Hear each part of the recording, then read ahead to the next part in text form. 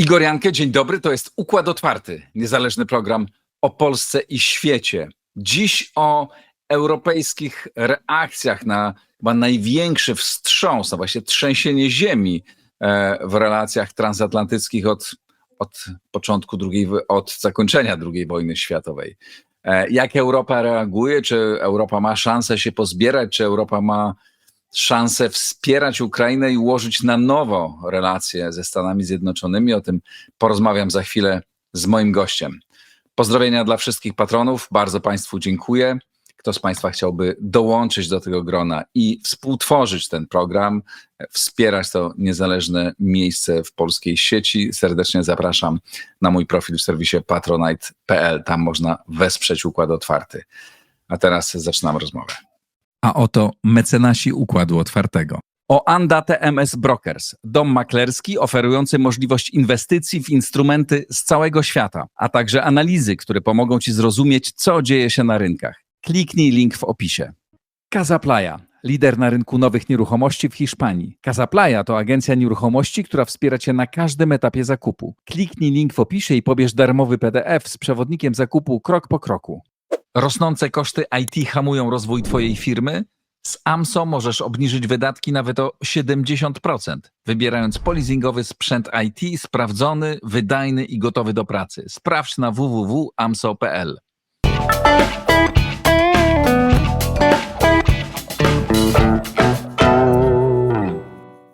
Kacper Kita, Nowy Ład. Dzień dobry, Kacprze. Dzień dobry, Igorze, witaj serdecznie. Czy zgadzasz się z tym, że to jest największy wstrząs w relacjach transatlantyckich od zakończenia II wojny światowej?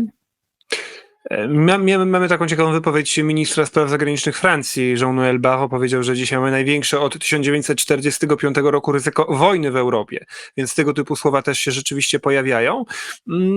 Natomiast z jednej strony jest to na pewno duży wstrząs na poziomie retoryki, na poziomie podważania fundamentów współpracy, ale też z drugiej strony pamiętajmy, że te 80 lat nie było wolne od napięć, tak? Pamiętamy chociażby kontekst wojny w Iraku, pamiętamy dyskusję na temat zjednoczenia Niemiec, pamiętamy kryzys berliński, mieliśmy przecież kryzys 1973 roku, kryzys naftowy, bardzo wiele było momentów napięć w relacjach transatlantyckich. Natomiast oczywiście jest faktem, że pierwszy raz od 1945 roku prezydent amerykański tak mocno podważa otwarcie, w zasadzie grozi Europejczykom wycofania tej obecności militarnej w Europie, która była fundamentem porządku w Europie po 1945 roku, i który przez dekady był odbierany jako opłacalny przez obie strony. Tak? To, co się niewątpliwie zmieniło i to jest pewien proces, ponieważ widzieliśmy, że kolejni i kolejni prezydenci amerykańscy coraz mocniej to werbalizowali, to jest to, że Amerykanie stopniowo zaczęli dochodzić do wniosku, że to status quo jest dla nich wcale nieopłacalne, albo że nie jest dla nich dostatecznie opłacalne i że chcą je zmodyfikować, ponieważ Europejczycy właśnie powinni w większym stopniu płacić za swoje bezpieczeństwo. Wydaje się, że po prostu w dużej mierze wynika to z osłabienia pozycji samych Stanów Zjednoczonych w świecie, tak? Z wyrośnięcia Chin, z rozmaitych kryzysów wewnętrznych, z jakimi Ameryka się zmaga i które przykuwają uwagę zarówno społeczeństwa, jak i elit polityczno-intelektualnych, ale wreszcie także z tego, że Europejczycy sami przez te ostatnie dekady bardzo mocno się rozbroili, tak? Jak popatrzymy na to, ile wydają na swoje uzbrojenie, na to, że kolejne kraje po kolei rezygnowały z poboru, że bardzo wiele z nich po prostu zakładało, że nie jest to priorytet, tak? A nawet jeżeli mają rozwinięte siły zbrojne trochę bardziej, to często nie po to, żeby prowadzić wojnę lądową w Europie, tak? Ponieważ wojna lądowa w Europie była pewną abstrakcją przez te wszystkie lata. I niewątpliwie to, że Putin zaatakował Ukrainę 3 lata temu, już powinno być takim znaczącym sygnałem dla Europy. I wydaje mi się, że ta postawa Trumpa wynika również z tego, że Europejczycy w niedostatecznym z amerykańskiego punktu widzenia stopniu zareagowali, tak? I z amerykańskiego punktu widzenia, jeżeli Europejczycy mówią, że Rosja jest dla nich tak wielkim zagrożeniem, to powinni w pierwszej kolejności sami przestawić swoje gospodarki na tryb wojenny, powinni w większym stopniu sami wydawać na swoje zbrojenia, więc jest w tym pewna logika, chociaż oczywiście, bo czemu Amerykanie mają bardziej ryzykować swoimi pieniędzmi i życiem swoich żołnierzy niż sami Europejczycy, ale z drugiej strony oczywiście wiąże się to także z ryzykiem i pytanie właśnie, co się Amerykanom bardziej opłaca, no i oczywiste jest też, że Trump w tych swoich zagrywkach retorycznych idzie bardzo daleko, jest gotowy powiedzieć wszystko w zasadzie, łącznie z rzeczami, które wszyscy wiedzą, że są po prostu przeinaczaniem faktów w ramach presji negocjacyjnej, tak, na Europejczyków czy na prezydenta Ukrainy. Tak, no, te napięcia w przeszłości oczywiście były i powody tego, nawet tych działań Amerykanów mogą być dla nas zrozumiałe, prawda? No, to wymieniłeś się przed chwilą, tak? Europa się nie rozbraja, Ameryka jest słabsza, ma inne zagrożenia też, no tylko to wszystko nie byłoby takim wstrząsem, gdyby to nie było w tym kontekście, w którym jesteśmy, tak? W kontekście wojny na Ukrainie i próby porozumienia się z Rosjanami, być może przyciągnięcia ich na swoją stronę przeciwko Chinami, co wydaje się niezwykle ryzykownym ruchem. No stąd ten wstrząs jest bardzo duży. No zaczęło się od właściwie bezpośredniego uderzenia J.D. Vance'a w Europę, a tak naprawdę, jak mówią niektórzy, w Niemcy, bo to słynne już przemówienie J.D. Vance odbyło się w Monachium, to potem spotkał się w Niemczech nie z kanclerzem Scholzem, tylko z szefową AfD, no co było takim wprost policzkiem albo ciosem w czoło czy w twarz kanclerza Scholza. To zaczęło się tak bardzo mocno. Dlaczego twoim zdaniem Niemcy są takim wielkim problemem dla administracji Trumpa? Ja bym może jeszcze króciutko dodał do tych historycznych rysów. Pamiętajmy na przykład kryzys sueski, tak? Kiedy Amerykanie bardzo mocno naciskali na Brytyjczyków i Francuzów. Pamiętajmy też, kiedy Charles de Gaulle jako prezydent Francji wycofał Francję ze struktur dowodzenia NATO, tak? Pozostając sojusznikiem, ale wyrzucając tak naprawdę amerykańskich żołnierzy ze swojego terytorium. Więc te kryzysy były w przeszłości. Tutaj niewątpliwie dzisiaj to się skupia na Niemczech, dlatego że myślę, że z wielu przyczyn. Raz, Niemcy są krajem, który Trump postrzega krytycznie jako tym, ponieważ Trump wiadomo myśli kategoriami relacji handlowych, a Niemcy przez lata budowali swoją pozycję przede wszystkim na eksporcie, tak? Co zresztą niektórzy uważają, że było niemieckim błędem, tak? No w głośnej ostatnio książce Kaput chociażby jest taka teza, tak? Wieloletniego szefa niemieckiej wersji Financial Times, że Niemcy za bardzo opierali się wyłącznie na eksporcie i to było długofalowo ryzykowne i teraz na tym tracą. No i Trump niewątpliwie to jest coś, co go boli. Uważa, że na Niemcy powinien bardziej nacisnąć. Wydaje mi się, że to wynika po prostu z tego, że Niemcy są największym krajem europejskim, a także Niemcy są krajem europejskim, na który Amerykanie mają względnie jakieś możliwości presji, no chociażby na przykład większe niż na Francję, no bo mamy niemieckie wojsko, amerykańskie wojsko w Niemczech, to Niemcy są tym krajem pokonanym w II wojnie światowej, w którym Amerykanie od 1945 roku sukcesywnie budowali swoje wpływy po prostu w elitach niemieckich i dążyli do tego, że okiełznanie Niemiec było w zasadzie celem, ale także przeciągnięcie ich na swoją stronę, tak? A z pozycji tego kraju pokonanego w wojnie można było to robić w większym stopniu, więc też zapewne jest przekonanie w Stanach Zjednoczonych, że na Niemcy Amerykanie powinni być w stanie wpłynąć i że Niemcy są też krajem, który handlując bardzo mocno z Chińczykami przez lata, uzależniając się od rosyjskich, a nie na przykład amerykańskich surowców energetycznych, powinny ten swój kurs przestawić, tak? Oczywiście też ta obecność wojska, która przecież pierwotnie była postrzegana jako coś dla Amerykanów bardzo korzystnego, no bo właśnie budują swoje imperium, pokonali dany kraj, teraz go tak naprawdę trochę okupują, a dzisiaj postrzegane jest jako pewien koszt, że oni tam tych żołnierzy. To bardzo dobrze moim zdaniem pokazuje, jak się zmienia to myślenie amerykańskie. Myślę też, że Niemcy są od lat rządzone przez ludzi, którzy są też na amerykańskiej prawicy, która dzisiaj doszła do władzy, postrzegani bardzo negatywnie. Angela Merkel przez 16 lat była która była tak naprawdę takim fundamentem porządku politycznego w Europie, która u szczytu potęgi przecież ona rządziła 4 kadencje, tak? Czyli obok Kola i Bismarcka najdłużej rządzący przywódca Niemiec. Ona była też podstawą porządku w Unii Europejskiej. Różne rządy się zmieniały, Merkel trwała. Ona wyznaczała kierunek poprzez swoją wielką koalicję Chadecji z socjaldemokracją.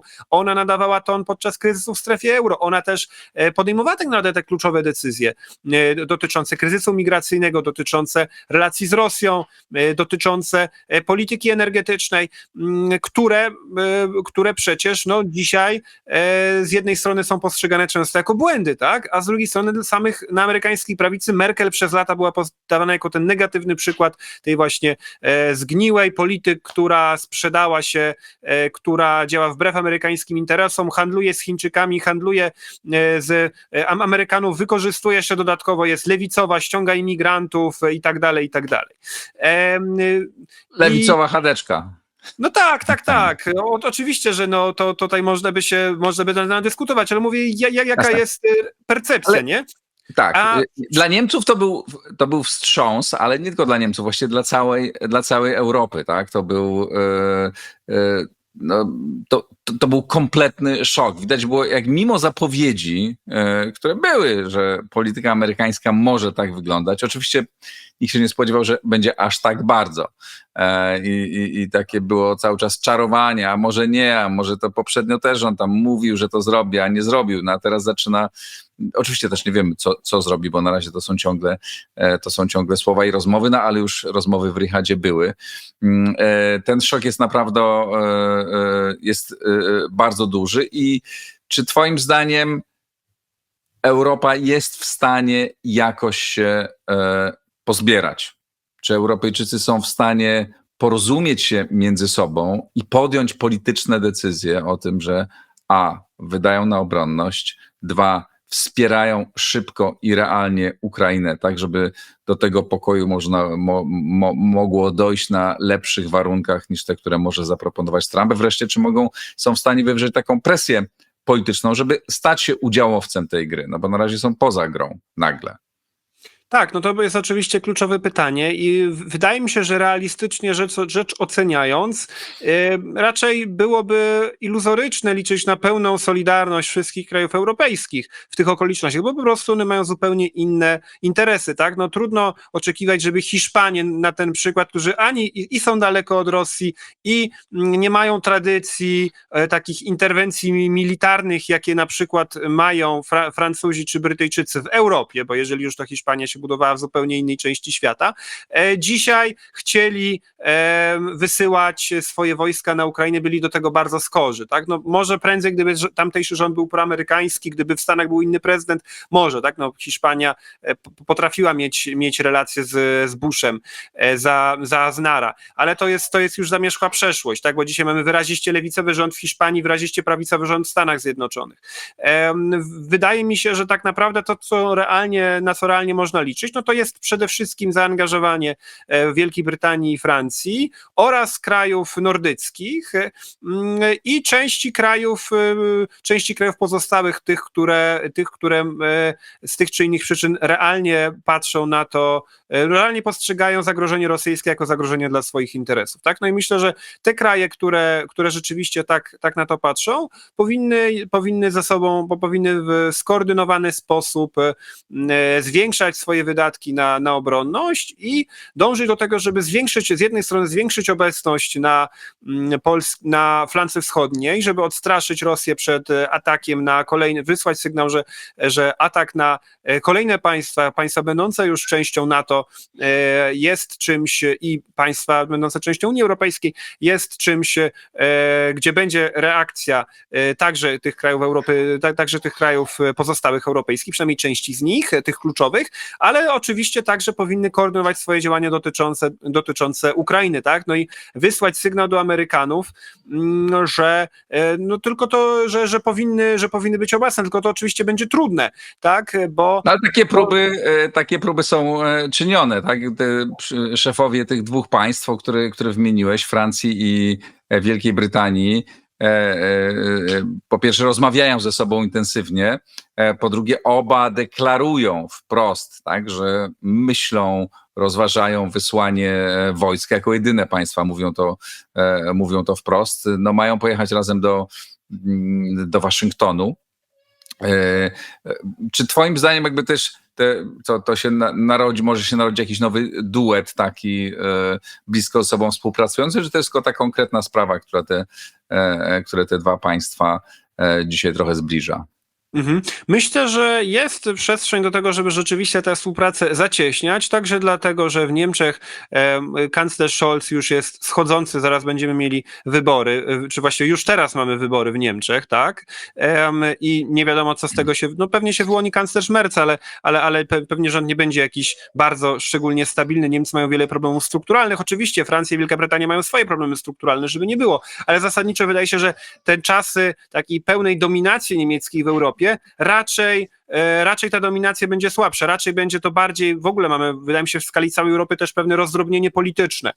I w tych okolicznościach no Macron, który na przykład w przeciwieństwie do wspomnianej wcześniej Merkel umiał sobie te relacje z Trumpem poukładać, kiedy poprzednio byli razem prezydentami, a z drugiej strony Starmer, który ma z kolei bezpieczny mandat do 29 roku raczej i dużą większość w parlamencie, no mają przede wszystkim to są państwa, które przy ogromnych cięciach, które tam były, tak, przez lata, tak, no przecież Wielka Brytania, potężna Royal Navy ma dzisiaj więcej admirałów niż okrętów wojennych, tak, Francja też dzisiaj już nie jest taką siłą, no i przede wszystkim jej wojsko było przez lata dostosowywane do tego, żeby uczestniczyć w jakichś operacjach w Afryce czy na Indo-Pacyfiku, a nie do dużej wojny lądowej w Europie, no ale jednak mimo wszystko te kraje mają jakiś punkt wyjścia, mają też oczywiście symbolicznie, ale jednak broń atomową i stałe miejsce w Radzie Bezpieczeństwa ONZ, no i mogą próbować na Amerykanów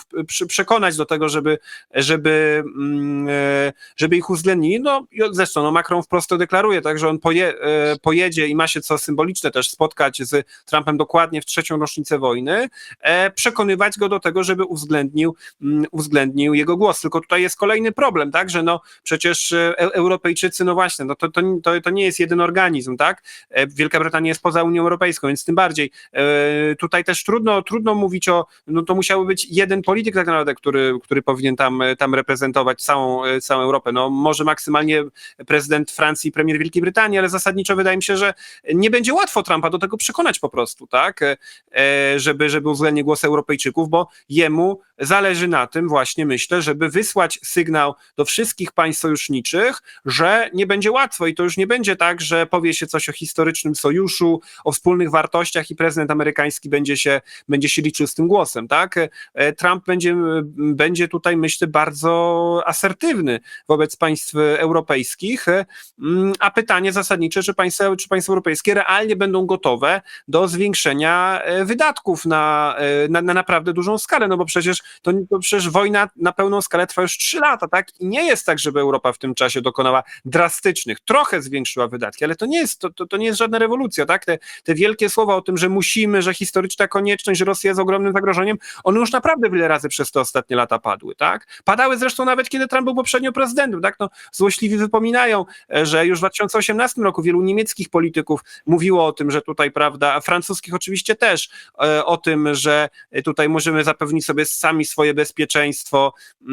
No a dzisiaj zresztą, no niektórzy polscy politycy też to robili, chociażby obecny polski premier, który z jednej strony w 2018 roku no, mówił o tym, że prawda, Europa z takimi przyjaciółmi jak Trump nie potrzebuje wrogów i że wie, że jeżeli chce zapewnić sobie bezpieczeństwo, to potrzebuje tej własnej swojej ręki. Z drugiej strony w sprawie tego szczytu w Paryżu, żeby nie było, zachował się dość racjonalnie, zwracając uwagę na to, że przy okazji, że ważne jest, jeżeli naprawdę państwa europejskie chcą myśleć o swoim bezpieczeństwie, żeby wysłały żołnierzy właśnie na flankę wschodnią, tak, i wzmacniały nasz region, Polskę, Rumunię, właśnie kraje bałtyckie, tak? Więc to jest dobrze, że tak się dzieje. Tylko oczywiście pytanie, co z tych słów realnie wyniknie, tak? No i wydaje się, że no jeżeli to będą tylko słowa i zwiększenie tam, tak jak się mówi teraz w Wielkiej Brytanii, że to będzie 2,5%, a może 2,65%, to szczerze mówiąc wątpię, żeby tego typu przesuwanie tych cyfr po przecinku Trumpa przekonało. Tak. No, Donald Tusk, o którym powiedziałeś, mówiłeś przed chwilą, zaapelował o skonfiskowanie tych rosyjskich asetów, które no, to są olbrzymie pieniądze i ta możliwość w zasadzie jest od dawna. Technicznie ona jest trudna, ale wymaga tak naprawdę woli politycznej. Tak wcześniej w Europie jej nie było, to być może Donald Trump pod wieloma względami, zresztą jakby doprowadzi do większego porozumienia w ramach państw europejskich i ta presja z jego strony spowoduje, że ta współpraca będzie bardziej intensywna. Ale no, mówiłeś o Wielkiej Brytanii, tak? No, Wielka Brytania od początku bardzo mocno wspierała przy wszystkich zmieniających się rządach, bo był to dosyć burzliwy czas w Wielkiej Brytanii, ale w zasadzie to się nie zmieniło. Wielka Brytania stale jest jednym z tych przodujących państw we wspieraniu Ukrainy, ale Europa ma jeden poważny argument dla Trumpa, no i to jest taki argument realny, nie tylko werbalny, no to są sankcje. Jeżeli Rosjanie domagają się zniesienia sankcji na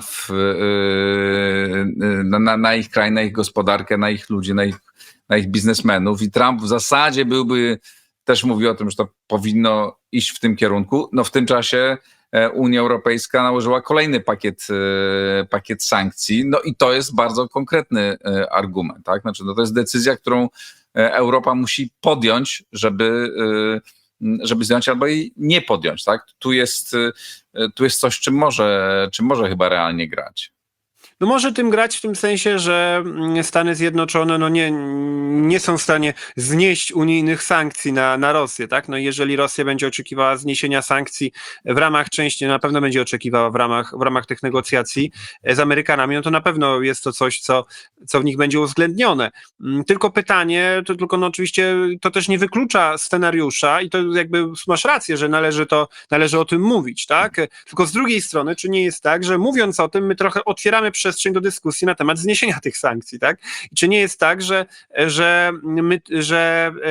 też możemy się obudzić w sytuacji, w której na przykład Amerykanie z Rosjanami się dogadają na inne rzeczy, no a my zostaniemy z tymi sankcjami, no i okej, zostaliśmy, dobrze, nie? Czy podobnie z tym postulatem wykorzystania tego rosyjskiego majątku, do którego się da dotrzeć i go rzeczywiście wykorzystać, to moim zdaniem absolutnie należy to zrobić, tak? No bo dlaczego nie?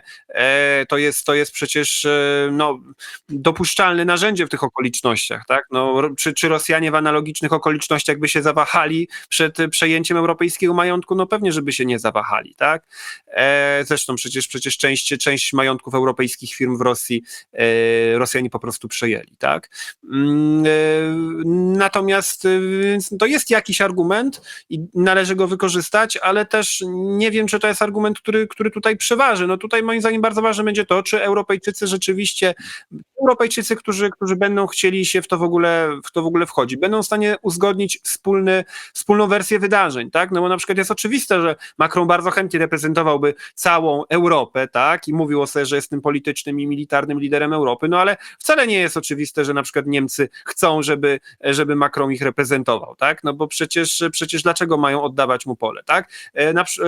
Każdy kraj ma trochę swoje własne relacje, tak? Włochy na przykład przy Meloni nie będą, też będą się obawiać tego z kolei, żeby nie być postrzegane przez Amerykanów jako nadmiernie prounijne, a nie proamerykańskie, tak?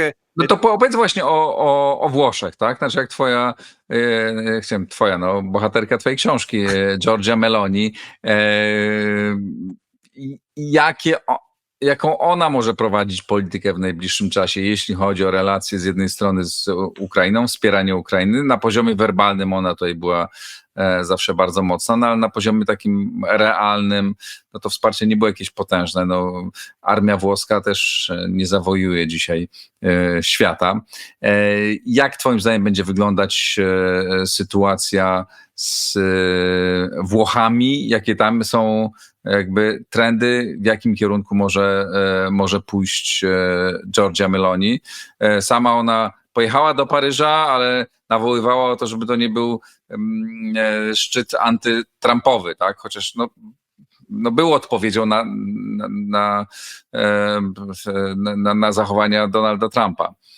Jak uważasz, jak tam będzie we Włoszech? Myślę, że Włochy pod tym względem są trochę, o tyle jest pewne podobieństwo, ale też znacząca różnica z Polską. Pewne podobieństwo jest takie, że Włochy też chciałyby mieć dobre relacje i z innymi krajami europejskimi, z Francją, Niemcami, tymi większymi od siebie, i ze Stanami Zjednoczonymi. No i jednak Włochy też skądinąd mają na swoim terytorium żołnierzy amerykańskich, też mają też zostały pokonane w wojnie, tak jak Niemcy, i też Amerykanie mają duże wpływy we Włoszech i jest to też, silny jest, powiedzmy, ten sojusz, tak?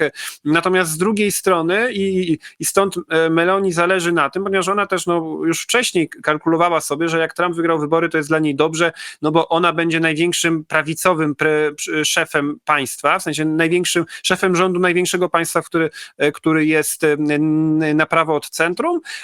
No i w związku z tym będzie, jak prawda, Trump będzie tutaj atakował tych strasznych lewicowców i za ich politykę migracyjną, czy za cenzurę, tak jak to robił Vance w Monachium, no to ona będzie mogła się pod to podłączyć, że właśnie ona jest tą dobrą, prawda? No zresztą ona i Orban się spotkali z przywódców państw europejskich z Trumpem jeszcze przed jego inauguracją. Natomiast z drugiej strony, dla niej też ta pomoc dla Ukrainy była, tak jak powiedzieć, werbalnie istotna, ponieważ budowała z kolei wewnętrznie jej w polityce europejskiej jej pozycję, żeby zmazywać te znamie tak zwanej skrajnej prawicy jeszcze ze względu na odległe, ale jednak postfaszystowskie korzenie jej partii. No i oczywiste jest też, że Włochy są krajem, który jest ogromnie zadłużony, ma prawie 150% PKB długu. To jest cały czas taki trochę nóż na gardle. Meloni z tego względu stara się dokonywać pewnych cięć, jeśli chodzi o budżet, chociażby zlikwidowała dochód obywatelski i chce, wydatki na zbrojne bynajmniej nie jest czymś, na co Włosi mają ochotę. Zresztą widać, tak, że na przykład oni cały czas do tych nawet 2% nie doszli, tak, i oni wcale po wybuchu wojny na Ukrainie przekazują sprzęt, który mają, ale w pewnym stopniu, ale bynajmniej nie odbudowują swojej armii, tak, Włosi, bo po prostu nie uważają tego za swój priorytet, tak, pomagają Ukrainie trochę.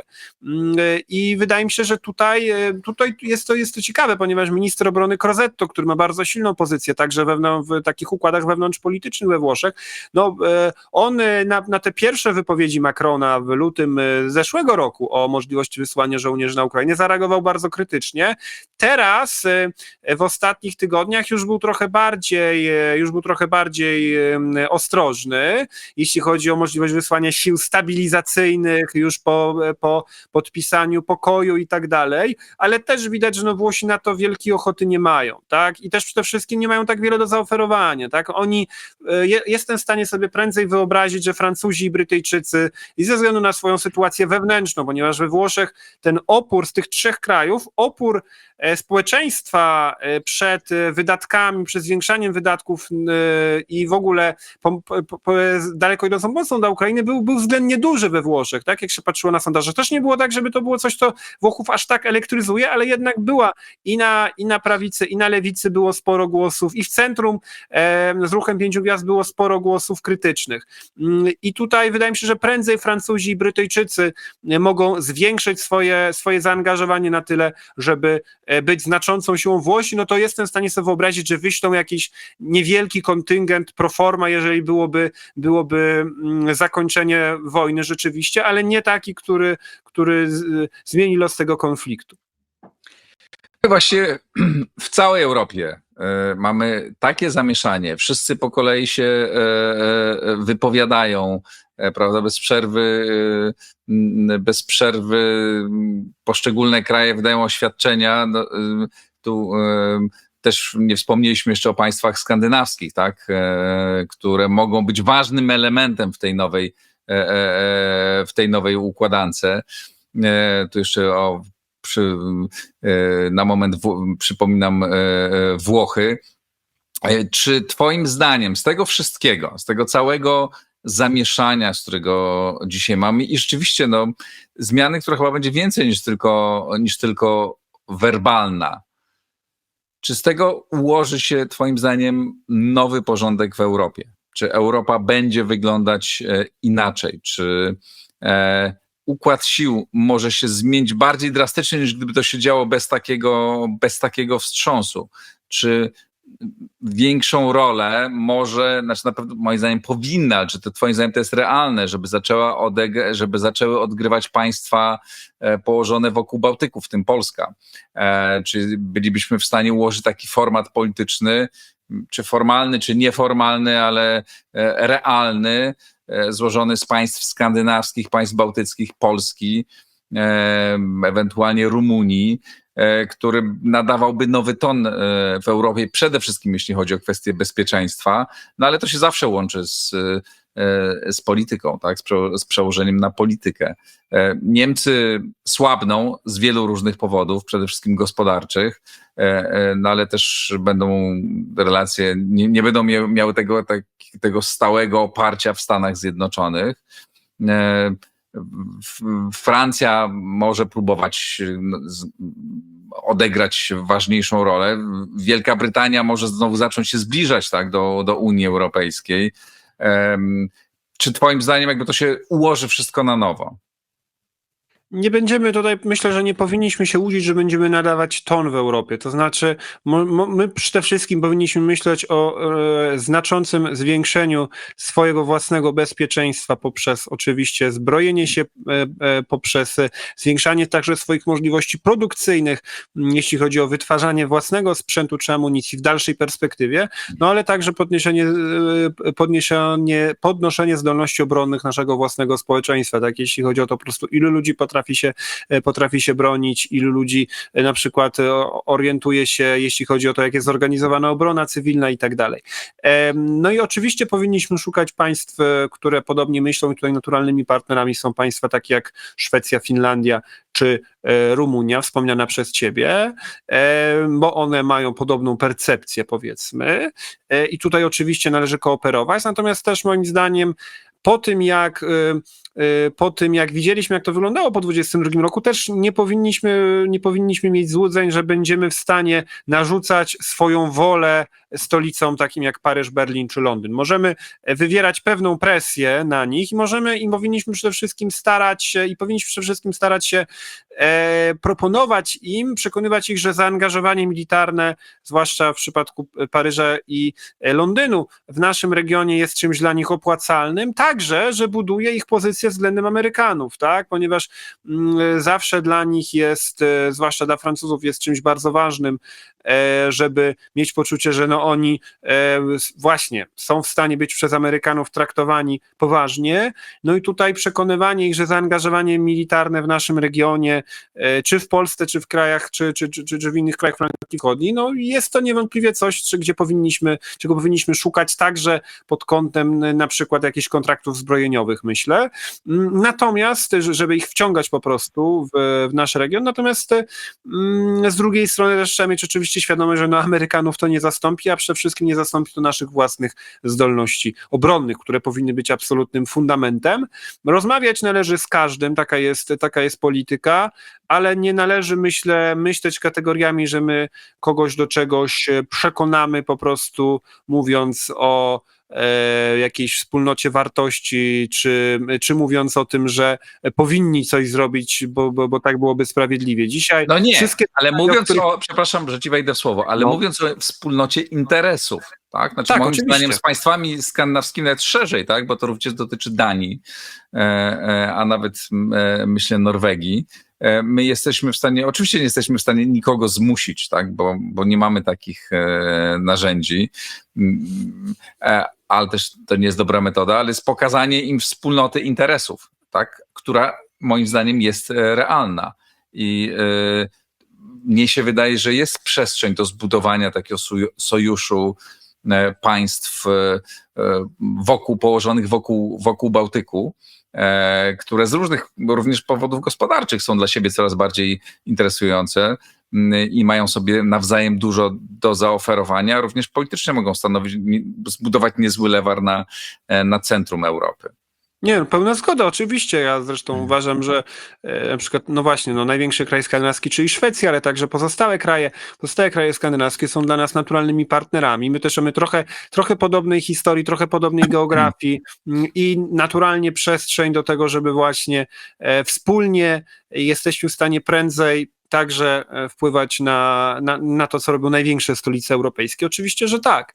No to są też kraje, w których prędzej dochodzi do jakichś w ostatnich latach do jakichś działań prowadzących do ich po prostu zwiększenia ich możliwości obronnych, więc oczywiście, że powinniśmy z nimi współpracować. Natomiast ja mówiłem tylko tyle, żeby mieć świadomość tego, że na koniec i tak te największe stolice będą prowadziły swoją własną grę i z nimi też musimy rozmawiać przede wszystkim kategoriami interesu i powinniśmy się wyzbywać takiego zbyt zero-jedynkowego myślenia, że albo jest dobry Trump, zła Europa, albo dobra Europa, zły Trump, bo to w ogóle tutaj nie o to chodzi. Chodzi o to, żebyśmy współpracując z różnymi krajami byli w stanie z jednej strony podnosić swoje możliwości obronne, a bezpośrednio, a pośrednio prowadzić do tego, żeby było więcej krajów, które w większym stopniu będą w stanie nam pomagać w razie, gdyby nie daj Boże do czegoś doszło, a w perspektywie obecnej w większym stopniu angażować się w utrwalenie jakiejś sytuacji na Ukrainie, która będzie prędzej czy później, jeżeli ta wojna się już zakończy. A czy nie uważasz, że powinniśmy też spróbować bardziej współpracować i budować nie stały sojusz, tak, ale jakby intensywnie grać z Francją, bo tu też mamy argumenty, znaczy Francuzi produkują rzeczy, które nam są potrzebne i militarnie, i energetycznie, więc my możemy im zaoferować, być dla nich atrakcyjnym partnerem. No z drugiej strony, jeśli chodzi o kwestię bezpieczeństwa, no to Francja jest tym państwem w Europie poza Wielką Brytanią, o czym wspomniałeś, które najpoważniej traktuje kwestie bezpieczeństwa, nie? I które ma regularnie tradycyjne problemy, raz przyjaźń, raz problemy, a najczęściej jedno i drugie z Niemcami. No i też, kiedy myśmy urośli trochę w siłę, no to też możemy stać się państwem, które w tej grze może być wykorzystywane również i w drugą stronę my z Francją możemy wykorzystywać ten kraj do lepszej gry z Niemcami, z którymi też mamy swoje problemy. Oczywiście, to znaczy powinniśmy próbować, oczywiście znów bez złudzeń, że Francuzi będą również silnym partnerem co Amerykanie i to nie chodzi o to, żeby kogoś mieć zamiast Amerykanów, tylko żeby uzupełniać nasze możliwości poprzez grę z Francuzami. Tak, uważam, że to jest ważny moment, w którym w którym możemy próbować także we Francuzach, wykorzystując ich własne ambicje i ich odmienną jednak nieco percepcję zagrożeń, odmienną nie tylko z jednej strony oczywiście od naszej i odmienną od amerykańskiej, ale także odmienną, myślę, jednak trochę od niemieckiej, o czym wspomniałeś, wykorzystać ich po prostu do tego, żeby oni w większym stopniu angażowali się militarnie w naszym regionie. Tak, to jest też moment, w którym możemy próbować przyczyniać się do tego, żeby przesuwać dyskurs w samej Francji w kierunku bardziej, powiedzmy, sceptycznym wobec Rosji, co się trochę wydarzyło przez te ostatnie 3 lata, ale oczywiście cały czas trzeba nad tym pracować, tak? Bo nic nie jest dane raz na zawsze.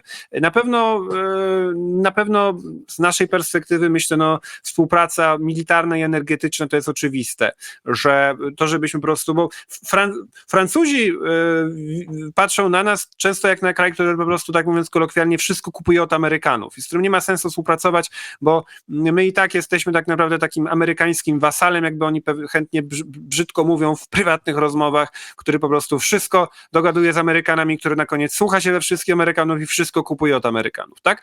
No i myślę, że jakieś uzupełnienie tego, także w formie pewnej asertywności wobec Amerykanów, poprzez właśnie współpracę militarną czy współpracę energetyczną z Francją, i to jest generalnie dobry kierunek, oczywiście także w zamian od Francuzów oczekujący konkretnych zobowiązań, tak? Zwiększenia ich obecności. No oni są obecni trochę militarnie w Estonii i w Rumunii. Mogliby być w Polsce szkolą ukraińskich żołnierzy, mogliby być w większym stopniu obecni także u nas, także w naszym regionie i należy dążyć do tego, żeby oni swoją armię przestawiali w kierunku potencjalnego konfliktu w Europie, no bo też wiemy, że w Afryce w ostatnich latach też nie jest tak, że im idzie aż tak beznadziejnie, jak to czasami jest przedstawione w polskich mediach, ale też nie idzie im generalnie dobrze i niewątpliwie jest we Francji refleksja, że trzeba szukać innych kierunków, stąd Indo-Pacyfik, stąd Azja Centralna i także, myślę, należy starać się ich przestawiać na myślenie kategoriami ich pozycji w Europie, bo po prostu to jest,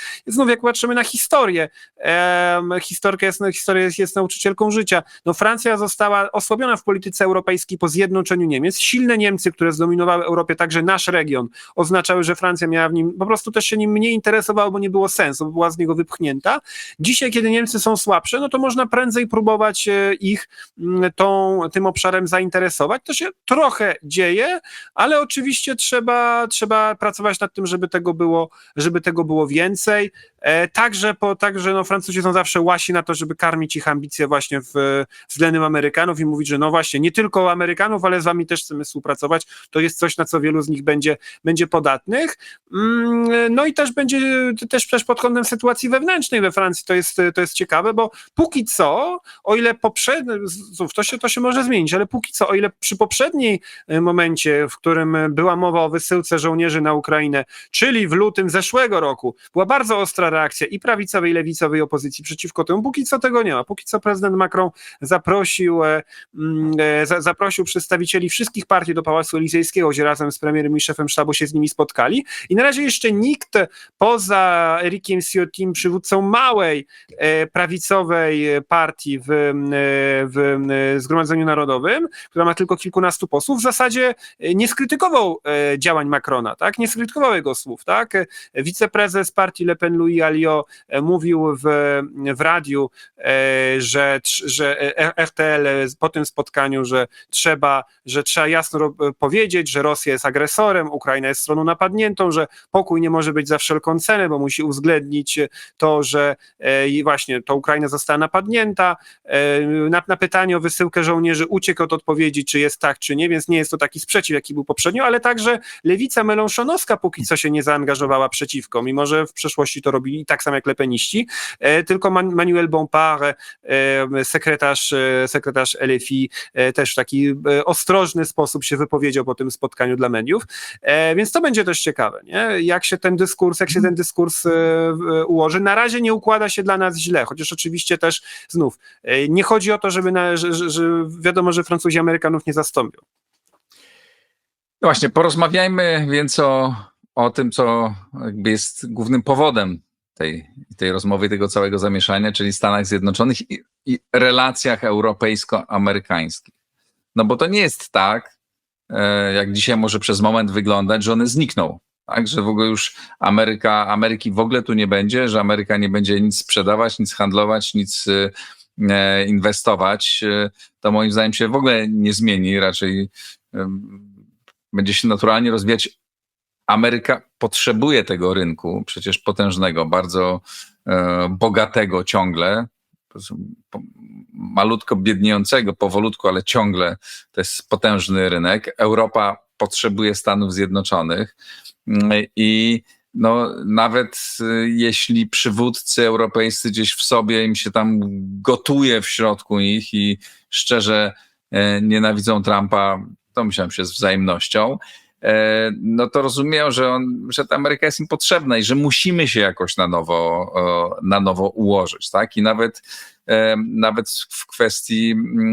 w kwestii zakończenia wojny na Ukrainie, tak? Ta Europa musi być jakoś brana pod uwagę i jak mówił Kellogg, jej interesy muszą być wzięte pod uwagę, a nie wiadomo przecież, jak to się jeszcze zakończy, tak jak te rozmowy będą się toczyć. Tu jest jeszcze jedna wielka niewiadoma. Ale moje pytanie brzmi następująco. Jak mogą wyglądać na nowo interesy, relacje transatlantyckie między Europą a Stanami Zjednoczonymi? Myślę, że kluczowe jest to, żeby Europejczycy w większym... Myślę, że będzie wyglądać tak, że Amerykanie będą nas traktować w sposób dużo bardziej, tak kolokwialnie mówiąc, z buta. To znaczy będą dużo częściej oczekiwać od nas konkretnych rzeczy w zamian za na przykład ich obecność militarną, czyli na przykład, żebyśmy kupowali dużo ich sprzętu, żebyśmy nie nakładali ceł na ich produkty, żebyśmy się dostosowywali do ich polityki wobec Chin, żebyśmy kupowali od nich surowce energetyczne, żebyśmy generalnie byli od nich zależni w sposób, który oni będą uważać za opłacalny dla siebie. No bardzo dobrym przykładem jest to, jak teraz Trump przecież traktuje Zełeńskiego. Jest ewidentne, że Zełeński nie zgodził się na tę umowę dotyczącą własności, czy dotyczącą po prostu oddania Amerykanami częściowej kontroli nad surowcami, które ma Ukraina i która jest z kolei tym dobrem, które Ukraina ma i które sami Ukraińcy liczyli na to, że tym przekonają Trumpa do zaangażowania w ich kraju. No i ewidentnie Trump chciał pójść tak daleko w przejęciu tak naprawdę częściowej kolonizacji Ukrainy poprzez taką umowę, że Zełeński to odrzucił, no i spotkało się to potem z bardzo ostrymi wypowiedziami Trumpa na jego temat, tak? Zresztą ciekawa jest też wypowiedź Marco Rubio, sekretarza stanu, szefa dyplomacji, który powiedział, że najpierw Zełeński mówił o tym, że najpierw Zełeński się zgodził, że to przeprowadzi, a później powiedział publicznie, że ten deal odrzucił i że albo też ten deal był taki, że no naprawdę trudno było go nie odrzucić. To była propozycja kolonizacji Ukrainy. Mówię, nie, no ja mam tego świadomość, więc ja się Zełeńskiemu generalnie nie dziwię. Ale swoją drogą, przepraszam, podobno pojawiła się już druga propozycja, jakaś złagodzona tego dealu. Takie ma dosyć twarde metody, które zna ze swojego świata handlu nieruchomościami Donald Trump. Tak, takie ma metody Donald Trump i wydaje się, że Trump ma akceptację dużej części amerykańskiego establishmentu w gruncie rzeczy. Tak, nie widzimy, żeby w Senacie republikanie jakoś dramatycznie interweniowali przeciwko. Co ciekawe, także na to zwracają uwagę niektóre media amerykańskie, na przykład byli prezydenci amerykańscy. Nie widzimy, żeby, nie wiem, Obama, Biden czy Bush, którzy przecież są, zaczęli Trumpa za to, jak on traktuje Europejczyków, teraz krytykowali, tak? Wydaje mi się, że jednak duża część amerykańskiego establishmentu w gruncie rzeczy trochę akceptuje, nawet jeżeli tego nie powiedzą, ma poczucie, że no dobrze, że Trump tym Europejczykom wygarnął, tak? Że może tak trzeba ich potraktować. Tego myślę, że to też powinniśmy brać pod uwagę. No i myślę, że podobnie może być z takim trochę angażowaniem się w politykę wewnętrzną w poszczególnych krajach, tak? Że przecież Vance przyjechał do Monachium i powiedział, że w zasadzie wprost powiedział, że należy skończyć z izolacją AfD. Myślę, że tutaj ciekawy, oczywiście, no nie wiemy na ile kadencja Trumpa będzie trwała, ale ewidentnie na ile rządy republikanów będą trwałe, czy będzie jedna kadencja czy dłużej. Natomiast wydaje mi się, że właśnie tutaj projekt jest taki, żeby starać się partię typu AfD, prawicy, która często bywała antyamerykańska, przejąć po prostu pod swoją kuratelę, w zamian za to, że Trump, czy Vance, czy Musk będą ich wspierać, no to oni przestaną być antyamerykańscy, tak? To jest całkiem ciekawy pomysł, który wydaje się tutaj jest, więc taka otwarta ingerencja w to, że z pewnymi politykami sympatyzujemy, z pewnymi nie. Oczywiście to też nie jest tak, że Amerykanie tego wcześniej nie robili, tak?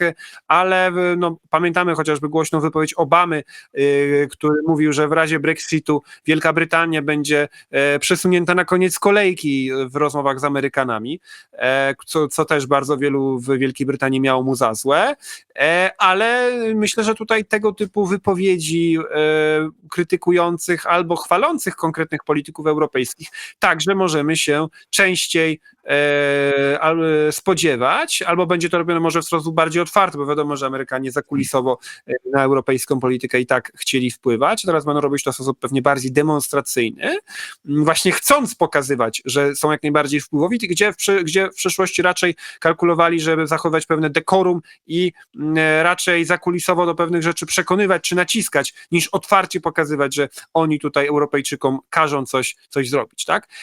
No i wydaje mi się, że tak naprawdę z naszego punktu widzenia, jako Polaków, jako Europejczyków, ważne jest to, żebyśmy my po prostu dla naszego własnego dobra i dla dobra, ale także z perspektywy tych relacji, no po prostu wzięli się za siebie, w większym stopniu rzeczywiście podnieśli swoje zdolności obronne, lepiej gospodarowali swoimi zasobami.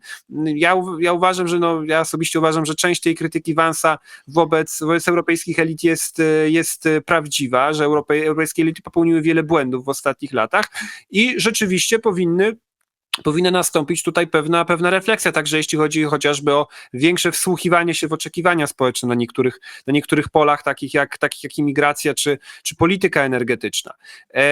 No ale to po prostu jest kwestia realnego wzmocnienia poszczególnych europejskich państw i narodów, społeczeństw, po to, żeby także Amerykanie nas traktowali poważniej. No jest oczywiście kwestia innowacyjności, to się z dnia na dzień nie zmieni, no ale Niemcy, tak, największy kraj europejski, który właśnie ma problemy z tym, że z pewnym zastojem technologicznym, tak, który będzie problemem dla ich gospodarki w kolejnych latach. O tym się bardzo dużo mówi, ale nie wydaje się, żeby tutaj ktoś realnie wierzył, że na przykład wraz ze zmianą rządu dojdzie tutaj do jakiejś znaczącej zmiany w niemieckiej polityce, tak, więc no trzeba, myślę, każdy oczywiście dba w pierwszej kolejności o siebie, musimy w pierwszej kolejności dbać o Polskę, no trzeba po prostu, jeżeli chcemy mieć dobre relacje z Amerykanami, to musimy dążyć do tego, żeby Amerykanie mieli nas za co szanować. Tak bym to pokrótce podsumował. Natomiast oczywiście można się też próbować, pewnie będą się pojawiać pomysły, żeby lewarować się relacjami z Chińczykami względem Amerykanów, tylko to też oczywiście rodzi swoje potężne ryzyka. Tak, no i trzeba mieć czym się lewarować w naszym przypadku. Jakby niespecjalnie mamy wielkie możliwości, a mnie też się wydaje, że to jest, znaczy możemy może używać tego jako straszaka, tak, ale realnie pewnie nie bardzo mamy czym grać. Natomiast mamy czym grać, jeśli chodzi o kwestie bezpieczeństwa, jeśli chodzi o kwestie energetyczne, no to nasze potrzeby tutaj są ogromne. Myśmy jasno zadeklarowali i tu na szczęście jest zgoda w Polsce co do tego, że trzeba wydawać na to pieniądze.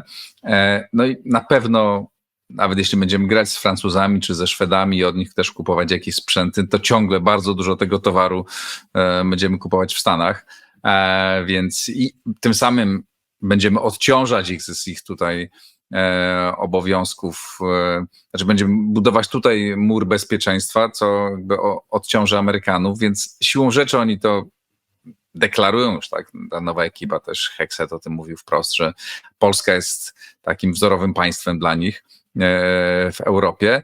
Oczywiście to są słowa i z tego nie należy wyciągać zbyt daleko idących wniosków, ale czy twoim zdaniem w obecnym układzie politycznym, no, który nie jest łatwy, tak, no bo polski rząd nie jest jakoś bardzo zaprzyjaźniony z Donaldem Trumpem, mówiąc delikatnie, mamy wiele, że tak powiem, niedobrej historii werbalnej, no ale polityka to jest polityka, tak, czy nie jesteśmy w stanie zacząć grać na nowo i znaczy ta ekipa polityczna rządząca w Polsce, tak, czy jesteśmy w stanie być takim ważnym partnerem Stanów Zjednoczonych w Europie, takich trochę tłumaczem Stanów w Europie i takim pośrednikiem między Stanami i Europą, czy i tak na końcu to się skończy, że pojedzie do Waszyngtonu Macron i nowy kanclerz Niemiec i oni przejmą tę rolę tak jak było zawsze do tej pory, tylko że do tej pory myśmy byli państwem jednak dużo słabszym i nie odgrywaliśmy tak ważnej roli, jaką odgrywamy dzisiaj. No ja się obawiam, że dużo bardziej prawdopodobne jest, że na koniec dnia Macron, Merz i Starmer będą dużo ważniejszymi gośćmi niż polski premier czy polski prezydent i z tego musimy sobie po prostu realistycznie zdawać sprawę. Natomiast niewątpliwie polska siła względem tych państw Europy Zachodniej i tak znacząco wzrosła przez te ostatnie 30 lat i trzeba po prostu robić wszystko, moim zdaniem, żebyśmy długofalowo zwiększali swoją pozycję poprzez właśnie mądrą nie popełniali błędów tych krajów, poprzez które na przykład właśnie się rozbroiły, czy weszły w wiele szkodliwych dla siebie społecznie polityk. Powinniśmy nie popełniać tych błędów, tylko być pragmatyczni, a nie ideologiczni. Powinniśmy także, wydaje mi się, brać pod uwagę to, że no, Amerykanie też mogą nas traktować instrumentalnie niekiedy, tak? No, pojawiły się takie, no, później zdementowane szybko przez Ministerstwo Obrony spekulacje dotyczące tego, że Amerykanie mieliby w drugą stronę nie chcieć, żeby Polska rozwijała nadmiernie swoje wojsko, no zapewne dlatego, że chcieliby tego Rosjanie. To jakaś była wrzutka i mam podejrzenie, z której strony ona przyszła, tak? I trochę się my też ekscytujemy takim, że jakiś ktoś na Twitterze coś napisał, 3 osoby to powtórzyły, aż on musiał dementować, tak? Nie, oczywiście, że tak. Tutaj na pewno będziemy mieli bardzo dużo dezinformacji. W ogóle w całej tej sytuacji, no to jest problem, bo z jednej strony oczywiście, no Vance miał dużo racji w mówieniu, że w ramach walki z dezinformacją niekiedy prowadzi się też do ograniczania wolności słowa, czy bardzo często. Ale z drugiej strony jest też faktem, że tak jak mówisz, ta przestrzeń medialno-informacyjna jest pełna tego, że mnóstwo jest informacji na temat Zełenskiego, Putina, Trumpa, które po prostu są wymyślone. Po prostu ktoś to wrzucił po to, żeby wywołać, żeby ludzie, którzy chcieliby, żeby to było prawdziwe, to przyjęli za prawdziwe i podawali dalej, tak? No i to jest straszne, jak się na przykład patrzy na to, w jakie bzdury na temat tego konfliktu wierzy spora część amerykańskiej opinii publicznej, tak? Na jakie rzeczy tam są powtarzane w rodzaju przez ludzi z naprawdę dużymi zasięgami, którzy wydają się w to autentycznie wierzyć, tak? Na przykład, że Putin nie zaczął wojny, tylko wcześniej Ukraina prowadziła działania, w której zabijała rosyjską mniejszość etniczną i Rosja tylko na to zareagowała, tak? Tego typu teorie się powtarzają, tak? Natomiast z drugiej strony, moim zdaniem, tego typu wrzutki trzeba patrzeć, w ogóle na całą tę sytuację trzeba patrzeć chłodno i bez histerii, ale z drugiej strony powinniśmy też, moim zdaniem, mieć z tyłu głowy świadomość, że może, że jest poważne ryzyko, że Rosja będzie proponowała Amerykanom, żeby oni w mniejszym stopniu byli obecni w naszym regionie w zamian za coś. W zamian za to na przykład, że Rosja im na więcej pozwoli na Bliskim Wschodzie. Albo będą łudzić Amerykanów tym, że będą bliżej ich z Chińczykami, gdzie nie będą, tak? No, nie będzie odwróconego Kissingera, relacje rosyjsko-chińskie nie mają takich napięć, jakie miały w latach 60. Dużo o tym pisał chociażby profesor Lubina i tutaj myślę, że się tak wiele nie wydarzy, ale oni mogą łudzić Amerykanów takimi propozycjami, mogą im je składać i musimy też jakby zawsze brać pod uwagę, że nasze bezpieczeństwo, nasz interes musi być dla nas zawsze na pierwszym miejscu, a wszystkie te rzeczy, że ktoś coś powiedział albo ktoś zrobił jakąś wrzutkę, musimy chłodno, spokojnie, bez histerii robić swoje i stopniowo budować większe zdolności Polski. Jak mówiłeś o tej dezinformacji, no to jeszcze jedną rzecz trzeba też powiedzieć, że wokół Trumpa mało jest ludzi, czy w ogóle nie ma ludzi, którzy rozumieją dobrze Rosję, którzy wiedzą, czym jest Rosja. Jest sporo ludzi nastawionych niechętnie do Ukrainy i to oni mu sączą codziennie te informacje. Tak? Tam jest poważny problem taki dotyczący wiedzy w tej nowej ekipie. No, rząd amerykański z pewnością ma dostęp do bardzo dobrych źródeł informacji, tylko niewątpliwie jest na pewno kwestia tego, jak powiedziałeś, że bardzo wielu ludzi wokół Trumpa po prostu z wielu przyczyn patrzy na Zełenskiego i na Ukrainę w sposób krytyczny i wyolbrzymiają różnego rodzaju negatywne informacje na ich temat, albo wręcz powtarzają informacje nieprawdziwe. Tak, to wielokrotnie widzieliśmy i to jest pewien problem, ale też zobaczymy, szef dyplomacji amerykańskiej Marco Rubio to nie jest Tucker Carlson, tak? Jego to też widać, że jego czy Mike'a Waltza, czy trochę odsuniętego, ale jednak spotykającego się teraz z Zełenskim generała Kelloga wypowiedzi są dużo bardziej ostrożne niż te Trumpa, więc zobaczymy. Tak, zobaczymy. Ale to jest poważny problem, że amerykańska opinia publiczna ma bardzo często wypaczony obraz tej wojny, to jest rzeczywiście poważny problem. No i to jest na pewno bardzo duże zadanie dla nas, tak, i dla naszej dyplomacji, dla dyplomacji w ogóle naszej części świata, żeby tłumaczyć im, co się dzieje i być w stałym kontakcie, tak? A tu my jako Polska nie jesteśmy zbyt mocni ciągle. Dużo się dzieje w Europie, na pewno Europa będzie wyglądała inaczej, na pewno nasz świat zmienia się, no w tej chwili tak się zmieniał co miesiąc, to teraz już praktycznie każdego dnia dochodzi do nas jakaś rewelacyjna, ciekawa wiadomość, która budzi wiele obaw i która otwiera różne możliwości do kształtowania świata w najbliższym czasie. On na pewno będzie wyglądał inaczej i na pewno będziemy o tym rozmawiać. Mam nadzieję, że też z Kasprem dosyć regularnie. Kasprze, bardzo Ci dziękuję za ten czas. Dzięki za za rozmowę. Dzięki serdecznie, bardzo mi zawsze miło być w Układzie Otwartym. Pozdrawiam serdecznie Ciebie i wszystkich widzów. I nam jest bardzo miło Ciebie gościć. Dzięki. Dziękuję Państwu. To wszystko na dzisiaj.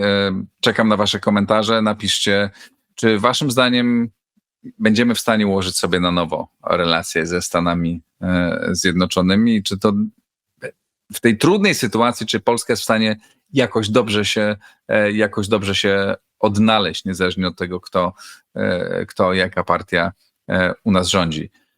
Subskrybujcie Układ Otwarty. W prawym dolnym rogu jest taki guziczek. Subskrybuj, jeżeli na YouTubie, jeżeli go wciśniecie, będziecie Państwo regularnie otrzymywać informacje o moim programie, a też im więcej subskrybentów, tym YouTube lepiej pozycjonuje ten program. Tak samo im więcej jest komentarzy, tym YouTube lepiej pozycjonuje ten program. Tu też musimy walczyć na tym froncie informacyjnym. Bardzo Państwu dziękuję. No i wspierajcie na patronite.pl. Pozdrawiam wszystkich patronów. Bardzo Wam dziękuję. Do zobaczenia, do usłyszenia.